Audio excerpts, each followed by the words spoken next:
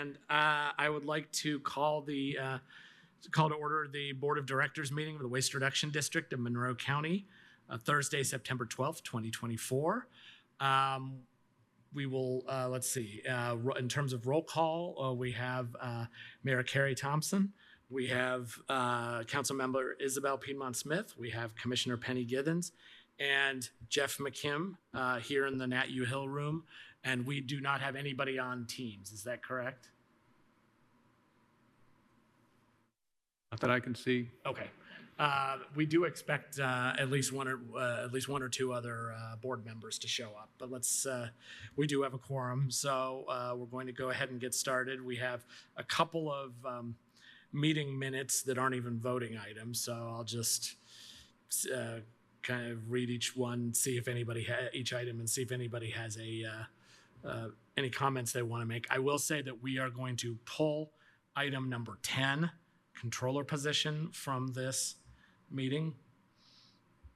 All right, Executive Committee meeting minutes, July 29th, 2024. Any comments that haven't already been made? Okay, Executive Committee executive session minutes, August 16th, 2024. Any comments that haven't already been made? All right, Executive Committee executive session minutes, August 26th, 2024, 1 p.m. Executive Committee executive session minutes, August 26th, 2024, 2 p.m. Executive Committee executive session minutes, August 30th, 2024. All right, then we do have a couple of minutes that are voting items. We have an approval. We're asked to approve the Board of Directors and Citizens Advisory Committee joint meeting minutes from July 18th, 2024. I move approval of the Board of Directors and Citizens Advisory Committee joint meeting minutes from July 18th, 2024. We have a motion? Second. Motion and a second. Any comments?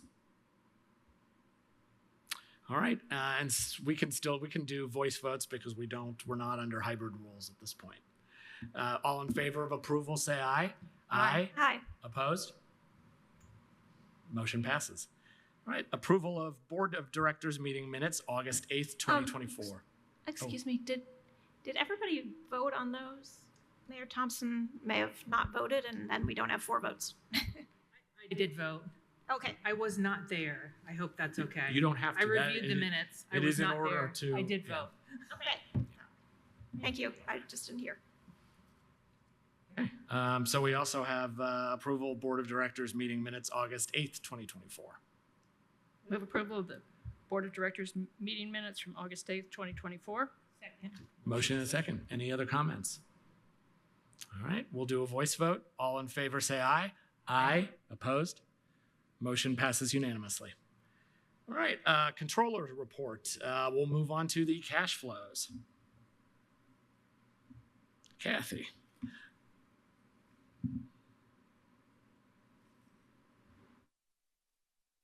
We don't hear you if you think you're talking. I'll get it in a second. Me now? Yes. Yeah. Okay. The cash flow summary is on page 36 of your board packet, and the balances reflected there include the operating balance as of August 31st, which was $4,345,761.76. The August 31st balance for the closure bond debt was $30,383.51. The capital account August 31st balance was $45,857.94.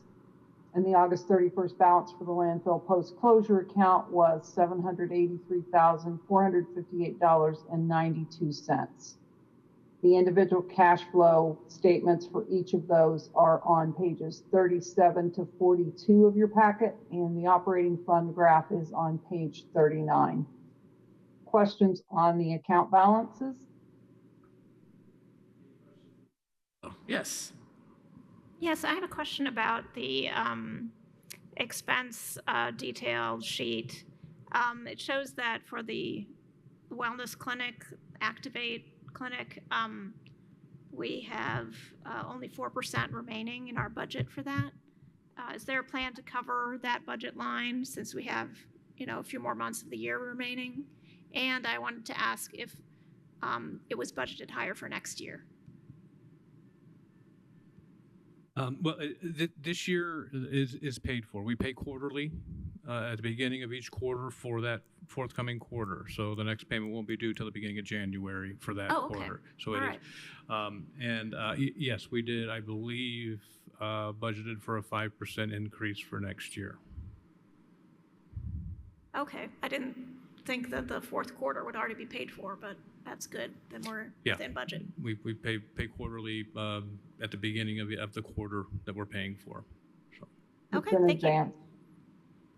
Yeah, I'd like to note that Commissioner Thomas has now joined us virtually. Oh, I've got her here okay, on the great. screen. Oh, thank you very much. Okay, so Commissioner Thomas is virtual, so we'll be under hybrid rules. Thank you for joining. Let's see. Okay, all right. So that was anything else about cash flow? All right, we'll move on to payroll and claims. On page 43 of the packet, you have a total for payroll and claims for approval since our last meeting, and that's in the amount of $203,654.78, with the backup for those numbers on pages 44 to 65. We had one claim for approval this week, and that was sent out in an email on Wednesday in the amount of $1,257.95. And the documentation for that claim was included in the Wednesday email. That brings the total of all payroll and claims that we're recommending for approval to $204,912.73. Questions on those claims? Just any questions in the Nat U Hill room? No. How about on Teams? No questions. I had a question. Please. Yep. Sorry. We paid for some consulting work by Ashley Craner for a records retention project. Could I hear a little more about that, please? Sure. We have, unfortunately, record purging is not something we have kept up on. So we have, we have, I guess, district produced records going back to 2009 or 2010 still in our possession. We have landfill waste district related records that the county sent over some time ago going back to the late 80s in our possession. So we brought Ms. Craner in, given her experience with the county's Records Retention Commission to help us catalog and inventory, match those up with the state retention schedules, and get us set up with a schedule to destroy, digitize, or establish as a permanent record all of those documents. Okay, thank you. Other questions about payroll and claims? All right, I'll entertain a motion for approval. Move approval of payroll and claims for September 2024. We have a motion? Second. We have a motion and a second. Any other comments? We'll go to public comment. Are there any members of the public, either here in the Nat U Hill room or on Teams, who would like to make comment on payroll and claims? If so, please, there's nobody here in the room, but please raise your hand on Teams. Okay, seeing none, we'll do a roll call vote. Piedmont Smith, Yes. Githens, Yes. Thompson, Yes. McKim, Yes. Thomas. Yes. Motion passes. Great. Thank you. All right, so we pulled item number 10. So now let's move on to the number 11, Resolution 2024-09 for additional appropriation. We're, I guess, covering two different appropriation requests here. The first one, I think the board, maybe at the end of last year, was advised of. The bank that manages our debt bond, Bank of New York Mellon, did notify us in October of last year that the annual maintenance fee on that bond management would be increasing by $350. We did an additional appropriation to cover that last year as well, and given that our budget was already for 2024 was already completed at that time, we knew we were going to have to do this appropriation again this year for that additional $350. So moving forward for 2025, we have the $750 current amount that it currently is budgeted for 2025. And then the second part of this is deals with our education and training room at our office that we use for staff safety trainings and and also some continuing education opportunities. The Purdue Extension Services also uses that room a lot with a lot of their groups and associations through the 4-H programs and Purdue itself. And the chairs, the tables and chairs that are in that room, the chairs, I believe, are original to when the building was built, and so they're pushing 30 years old, and they are, you know, they work, but they're not ideal. We're missing feet. We have stained upholstery, and they've served their time, we think, and it's time to replace those. Some of the tables have been replaced over the years. They're of varying ages and conditions, but they're also your standard 6 and 8 foot foldable conference tables. So when we need to rearrange the room, it's not convenient. It's not easy to get the room repositioned. So you can see on page 68 of your packet, you know, I've given some descriptions of the things that we've identified, the items we've identified to replace those tables and chairs. The chairs are very similar to what we currently have. The tables are a little narrower. They are more of a table geared toward a training room that are on locking casters. Much easier to move around and fold up to nest into each other for storage. We're also, in addition to the tables and chairs, asking for funds to purchase 2 large monitors that could be mounted on the wall in the room that will, you know, be better suited for the technology that's in use today for training and education sessions, and also should allow better visibility and not have us have to lay out the room around the projector stand for the projector we currently use to project up on the screen. So the total appropriation is a little over $10,000, but I think that given that we haven't put any money into that room and the materials that are used in that room in a number of years, the use that it's getting now with sharing the office with Purdue, and I certainly hope that you know, that the county will continue to elect to house Purdue Extension Services in our building. That's a relationship that's worked out well with both parties, and I don't foresee the district moving from that building in any time in the near future. I think this is a worthwhile investment. Thank you. Any questions or comments?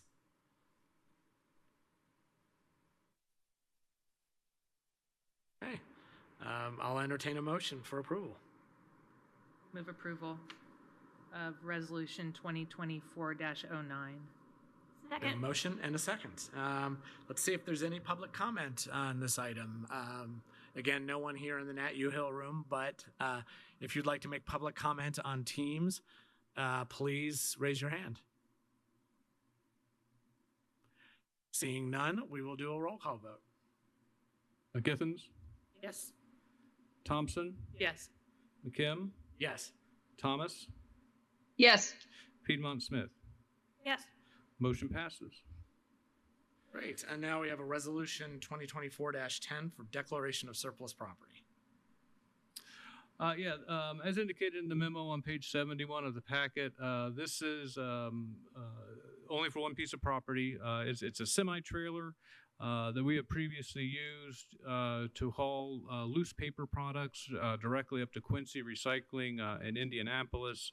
That was something that was set up and done at the request of Republic Services. Is obviously the contract that they manage those materials for us, but they have since agreed to let us put all of the loose mixed paper products into the same compactor container at South Walnut, and so we're no longer making the direct hauls up to Quincy Recycling. So the semi trailer itself is also in some state of disrepair. It's actually currently at our mechanics, and he's advised that it will be due for an annual DOT inspection next spring, and it will not pass in its current condition, and will need some substantial work to be able to pass that inspection. And given that we're not using it, we didn't see a need or a sense in making that investment in it. And we also do have a party that's expressed interest in purchasing that trailer to use for a stationary storage container on their property. Great, thank you. Any questions from Mr. McGlasson or comments on the surplus property declaration? On teams? Nope. Okay, seeing none, we will open this up for public comment. Any members of the public on teams who would like to make comment, please raise your hand. Seeing none, we will do a roll call vote. I don't have a record of a motion in a second. Oh, I'm sorry. You're right. I didn't. Sorry. Move to approve Resolution 2024-10, Declaration of Surplus Property. Second. We have a motion and a second. Thank you. My apologies. I'll open it again for public comment. All right. Seeing none, this time we'll do a roll call vote. Githen? Yes. Thompson? McKim? Yes. Thomas? Yes. Piedmont Smith? Yes. Motion passes. Great. Okay, so we have now the draft request for proposal for recycling, processing, municipal solid waste disposal, and materials hauling services. Yeah, if the board will recall, this is actually something that was brought to the board earlier this year in April or May, and there did see some interest in considering issuing such an RFP. It was decided at that time that with the budget preparation getting started and what that would be for the next few months, that staff was asked to bring this draft RFP back to the board at the September meeting after the board had approved the 2025 budget in August. So that's what you have. There is, other than some typographical corrections, there are no changes to the actual RFP document than what was presented to you previously. And in fact, the memo on page 74 pretty much has the exact same information that it previously did. So presented for the board's discussion and consideration, and if there's any instructions to staff with regard to issuing the RFP, that's... Okay, thank you very much. We did discuss this at the executive committee meeting in a fair amount of detail, but I guess I'd like to hear thoughts of the members of the board. Are we ready to move forward on this, or do you think it needs additional work and additional discussion? What is the take of the executive committee?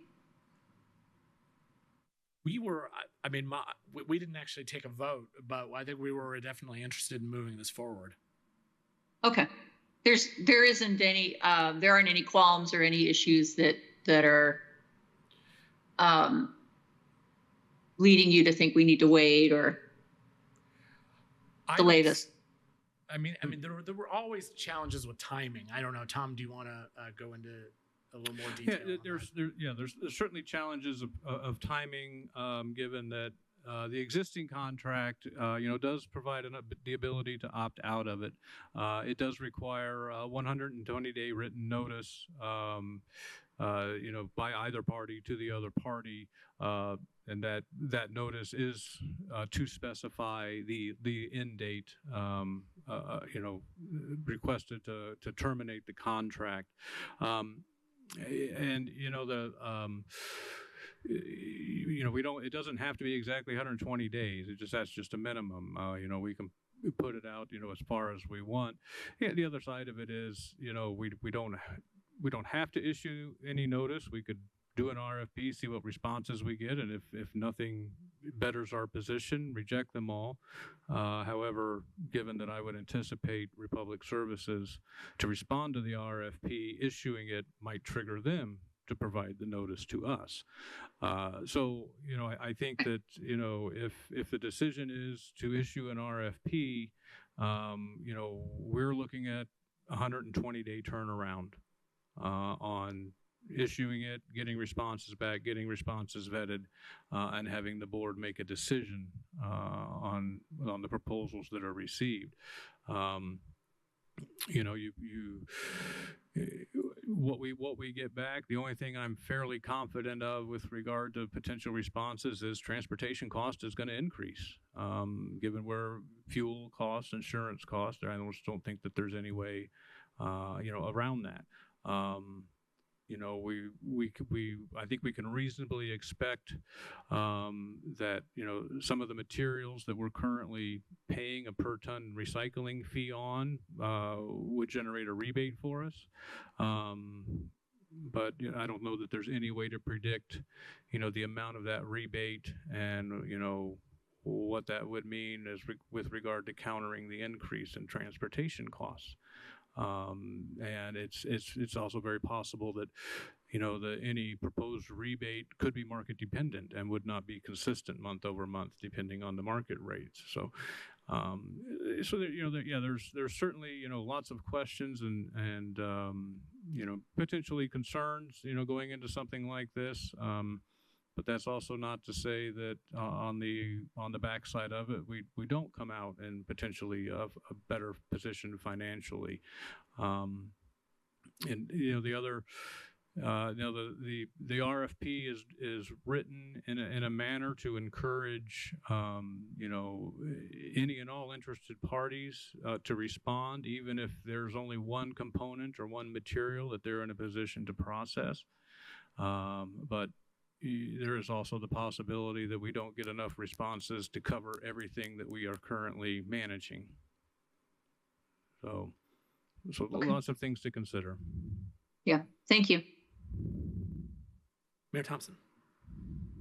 My recollection is that we discussed this very thoroughly a couple of months ago, and my general opinion about it then was that once we get through the budget process, we're ready to issue this RFP. And it does seem that if it's staff's recommendation that we move forward, we're gambling no matter what with transportation versus recycling costs, and generally we seem to be ready to issue this and move forward with it. So I'm supportive. Now, the city just went through, within the last year, kind of a similar process. Is that right? Yeah. And did you feel like, were there any particular lessons learned, or? Adam will probably answer that better than I can in detail, but I think generally speaking, the RFP brought us a successful analysis of what we were doing. Did what it was supposed to do. So, thanks. I'd like to call attention to the fact that Commissioner Jones has joined the meeting now virtually. Thank you. On Teams? Yes. Okay. Yes. Okay. Thank you. So Commissioner Jones is also part of the meeting. All right.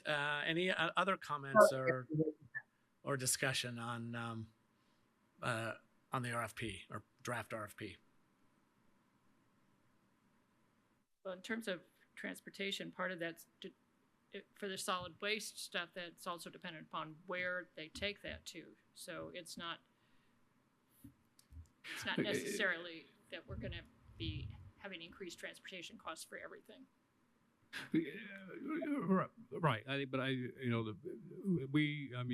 it's generally agreed that we have a very good transportation rate right now, and it's the rate that was initially agreed to in 2019 or 20 with the annual escalator clause, added on to that. But fuel costs 5 years ago were much lower than they are now, and that's just the facts. And but and the majority of the material has always been hauled locally. Glass being the exception, but that was not included in the contract that we're looking at here. But the contract was also, done in through a similar request process. But at that time, there was only one waste/recycling facility in the county. There are now two. So. Other comments? I guess I'll just say that I'm in favor of issuing the RFP and not giving the 120-day notice to Republic. If they want to give notice, that they can do that. We need a motion. Yes. Is that a motion?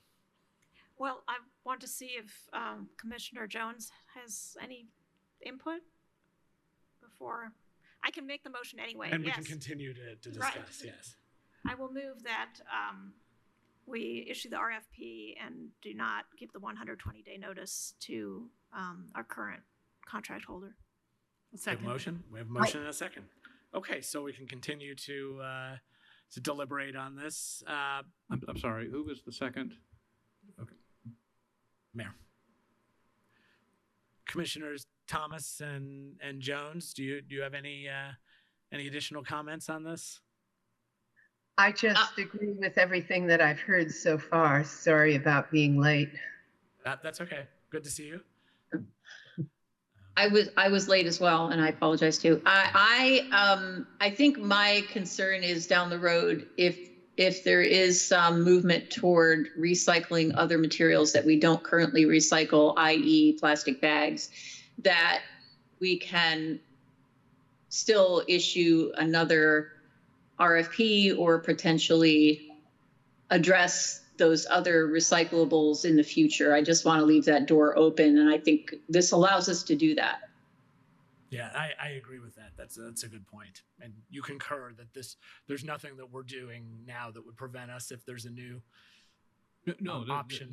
This RFP identifies the specific materials that we're requesting information proposals on. Right. Other comments?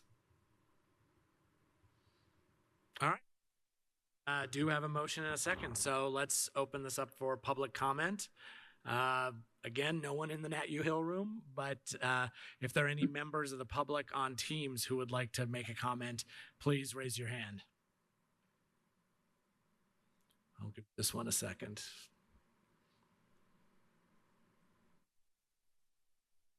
Okay, seeing none, we will do a roll call vote. Jones? Yes. Thompson? Yes. McKim? Yes. Thomas? Yes. Piedmont Smith? Yes.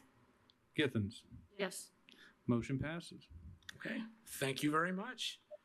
Excellent. That's progress on a major project that we've been discussing for quite a while. All right, so those are all the voting items. Let's move on to the CAC report.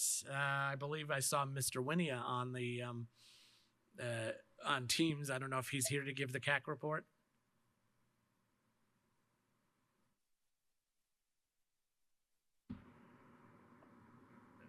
I am. Hello. Can you hear me? Yes. Excellent. Thank you. Yes, not an awful lot to add to the report. Just a few items. We did at our last meeting vote to approve the expense for members to attend the AIS WMD conference that's actually going to be held here in Bloomington on October 8th, 9th. We did have, a short discussion about the Garden Quest Lotus Festival food waste collection proposal, and thought that it would be something that The CAC would be in support of if the district decided to provide funding for that as a pilot. And then lastly, we performed our adopter road cleanup on our stretch of Old State Road 37 on the 24th. And that's what we have been up to. Great. Thank you very much. Any questions for Mr. Winia? Okay. Thank you again. Thank you. All right. We'll move on to department reports. Okay. Well, I'll start. As Mr. Winia stated, the annual Association of Solid Waste Districts conference is being held in Bloomington this year. So we're certainly excited to have that in town. And that's giving both our staff and the CAC a chance to send a number of people that may not otherwise get a chance to attend when it's in the, other parts of the state. So we're excited to have good representation there. Also included in the memo on page 101, you can see is our budget schedule with the county council that starts this evening with the work session. I'll be excited to get through that process and have the budget hopefully formally adopted.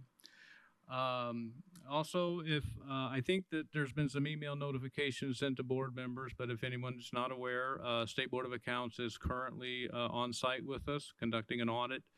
And Ms. Martin, is it 2020 to 2023? Is that the time period? Is she still with Yes. us? Okay. Yes, I'm sorry. It is 2020, 21, and 22, and 23. Yeah. So 4 years. Covering that 4-year period. We certainly hope for a good report.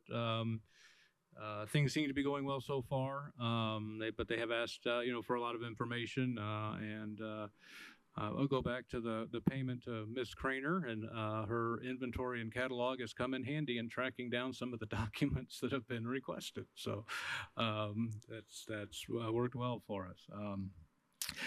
Beyond that, the only thing a general announcement for the public, specifically for educators in the county. Ms. Pokral is currently scheduling both virtual and in-classroom sessions for the local schools, both RBB, MCCSC, as well as any charter private school, and any schools or teachers that are interested should contact Ms. Pokral at the district office.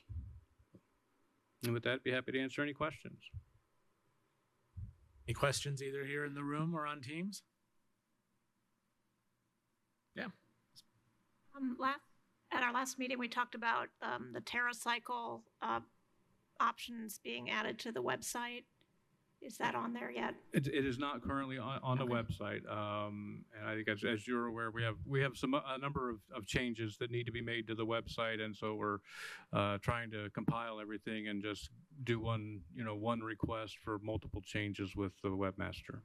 So hopefully within the next week or two, we'll have a number of updates done on the website that would include the TerraCycle information. Thank you. Great. All right. Anything else? All right. Additional staff reports. Mr. Long would be next.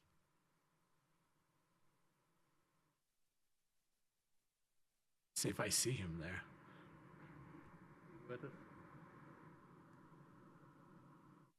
He's not on there. Yeah. Well, Yeah. we're not seeing him on there. I wonder if they forgot that it was at 3 o'clock. I don't see Mr. Polson as well. Yeah. I will fill in as best I can, and I apologize for the scheduling confusion. So, Mr. Long's report is on page 102 of the packet. I would note we're partnering again this year with Pantry 279 on their toy and food drive for the holidays. That's just now starting to kick off. And we are at our South Walnut location. We have set up a collection point for that food and toy drive. I would also add to that Mr. Long and Kayla Strand, our waste reduction specialist, are working with our green business clients to where if they want to collect food at their business for a part of this, we'll collect it as a part of our GBN route. Bring it back to our office to get it to Pantry 279. So we're excited to do that with them. Also do need to, I don't know if a public announcement or something regarding lithium-ion batteries. There are, unfortunately, at the end of life, they're not fun to deal with, and they are a challenge for us because of some of the hazards they present, particularly with fire hazards. We also have run into some situations where we've run into, I think the one product I know of is e-bike batteries. Our vendor is not set up to take lithium-ion batteries of that size, so that is something we need to try to identify an outlet for. But at this time we can't accept them because we don't have anything that we can do with them. But we are working on that. But just for the public to aware that those are a challenging item. They do present hazards, to our staff, to the truck drivers that are transporting them, to the processing facilities that are recycling them. It's an industry-wide problem that everybody's looking at and working on. But please be patient with us if we tell you that we can't take a specific battery that you have because we just may not have an outlet for it at this time. So. And I mean, we've talked about this. I know there are some companies that will take certain types of batteries, and it seems like we need to dig a little bit deeper. And there are some manufacturer take back programs. I saw some question about what Indiana law requires of manufacturers and doesn't require of manufacturers, and those are all questions that we're investigating. The bottom line is, trying to find a recycler or a processor that will take the materials that our residents are trying to, properly get rid of and not send to a landfill. So, and then at the rural recycling centers, and I'm going to give Mr. Long some credit here. He's working really hard with those operators on scheduling when boxes are pulled and trying to maximize what we're getting volume-wise in a box before it's pulled. Really making some good progress there, and it's really we're starting to notice decreases in our hauling numbers as a result of some of these changes that are being made. So, and he thinks that there's still more improvement yet to be made. So that's he's doing a great job with that, and I think we're going to see some benefits of that. Thanks. Any questions? All right, then we would move on to Mr. Paulson, who I believe is also not here. So. I don't. I'm trying to. The treatment plant is still not running, which is that's a good thing for us. Our leachate generation numbers are down. The lack of rain certainly helps that. He did get the May groundwater sampling event report was submitted to IDEM at the beginning of August, and again that was with our new vendor, a consultant vendor on that, the hydrogeologist that reviews everything and prepares that and looks at all the trends and of the various parameters. So a little later than normal, but IDEM was understanding of that because we had to change vendors and there was a learning curve there on their end. But Mr. Paulson said the results all looked in line with historical data, and everything looked good with that. We're not seeing any upward trends that would be of a concern to us or any of the adjacent property owners out there. So,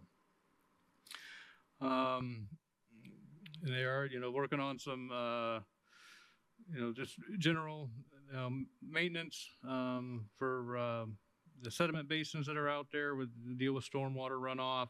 That's pretty common this time of year.